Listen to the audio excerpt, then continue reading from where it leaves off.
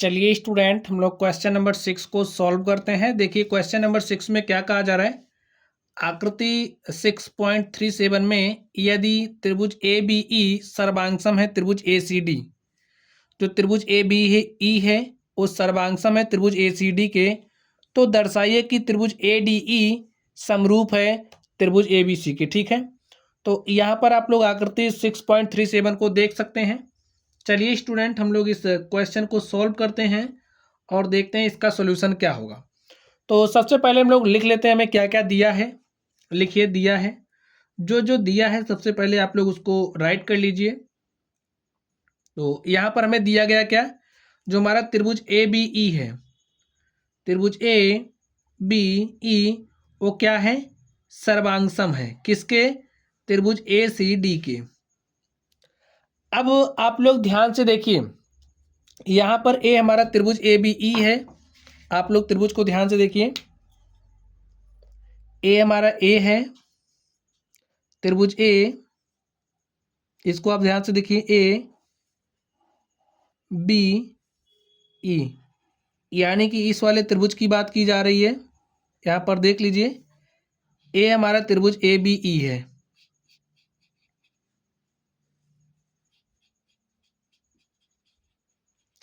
ए हमारा त्रिभुज A B E है।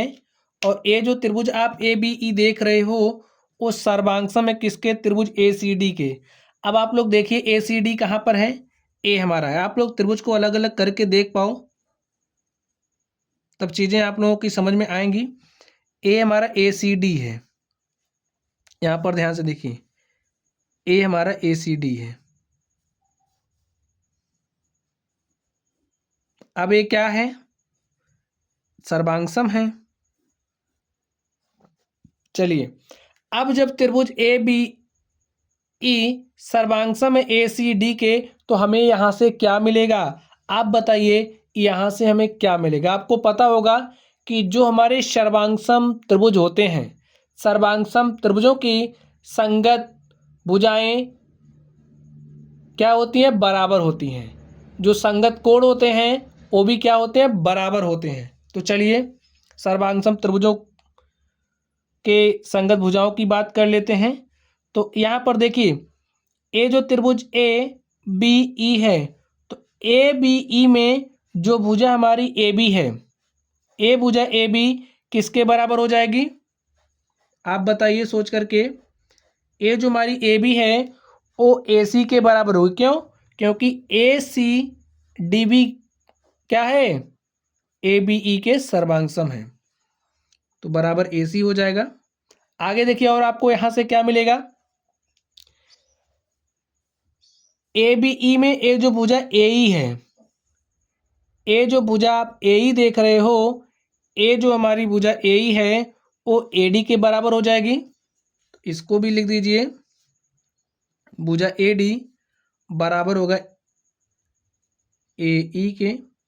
और आप ध्यान से देखिए, ए जो भुजा हमारी है बी ई, भुजा बी ई बराबर हो जाएगा सी डी के, बी ई बराबर हो जाएगा सी डी के। ए बराबर क्यों हो रहा है, लिख दीजिए, चूंकि सर्वांगसम त्रिभुजों की सर्वांगसम त्रिभुजों के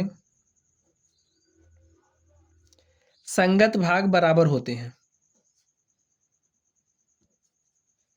अगर आपको दो त्रिभुज मिल रहे हैं जो कि सर्वांगसम हैं, तो इनके संगत भाग बराबर होते हैं। इस आधार पर हमने इसको लिखा है। आप लोगों ने क्लास 9th में सर्वांगसम त्रिभुजों के बारे में स्टडी किया है। चलिए, अब इतना चीज़ें हमें मिल गई। अब हमें सिद्ध क्या करना है, आप इसको राइट कर लीजिए। सिद्ध करना है, क्या सिद्ध करना है, त्रिभुज ए डी ई क्या है, समरूप है किसके, त्रिभुज ए बी सी के। चलिए हम लोग इसके लिए उत्पत्ति दे देते हैं। ध्यान से देखिए, अब हम लोग किस में देखेंगे, हमें त्रिभुज ए डी ई को समरूप दिखाना है त्रिभुज ए बी सी के। तो हम लोग त्रिभुज ए डी ई तथा ए बी सी में देखेंगे। लिखिए त्रिभुज ए डी ई तथा त्रिभुज ए बी सी में। अब इसमें स्टूडेंट्स आप लोग क्या देख पा रहे हो, आप बताइए। इसमें आप लोग क्या देख रहे हो, ये जो हमारा एंगल है, अगर हम लोग इस एंगल की बात करें, इस वाले एंगल को देखिए, ए डी ई तथा ए बी सी दोनों में है। तो जो हमारा एंगल ए है, यानी कि जो कोण ए है, वो बराबर होगा कोण ए के। अब आप कहोगे बराबर क्यों होगा, क्योंकि ये उभयनिष्ठ है। आगे अब ध्यान से देखिए, अब हमें ये जो एंगल ए है वो त्रिभुज ए डी ई तथा ए बी सी में मिला और ये क्या हो गया, बराबर हो गया।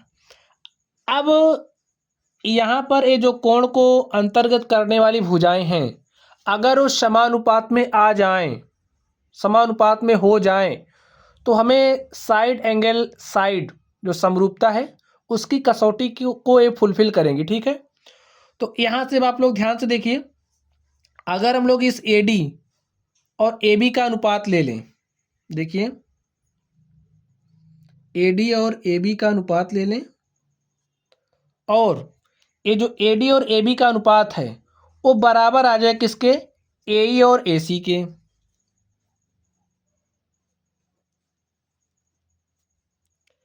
तो क्या हो जाएगा, साइड एंगल साइड समरूपता की कसौटी को फॉलो करेंगे।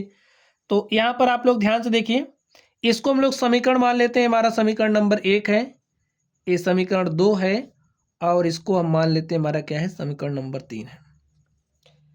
समीकरण 1 से ए बी का मान हम लोग यहाँ पर ए सी रख देते हैं। लिखिए, चलिए ए बी का मान आप ए सी रख दीजिए। तो क्या हो जाएगा, ए बी के स्थान पर आपको ए सी रखना है, ए डी अपॉन में ए सी इज इक्वल टू, यहाँ से ए ई के स्थान पर आप ए डी रख दीजिए। तो ए ई के स्थान पर हमने क्या रख दिया, ए डी रख दिया अपॉन में ए सी, और हमने किसके मदद से लिखा है, समीकरण 1 तथा 2 से। ठीक है, तो लिख दीजिए, इसको हमने किस आधार पे लिखा है, इसको समीकरण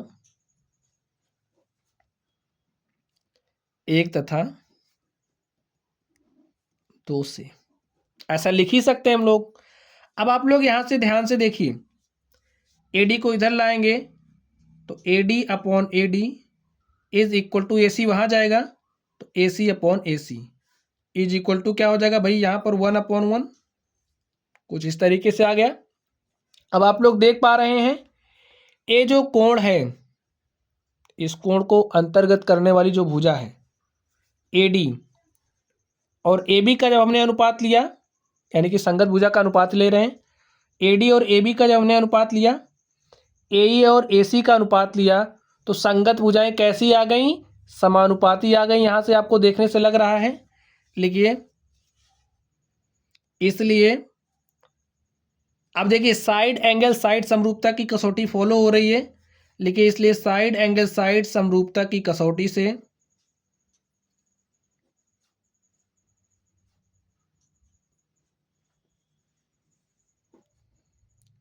से जो हमारा त्रिभुज ए डी ई है,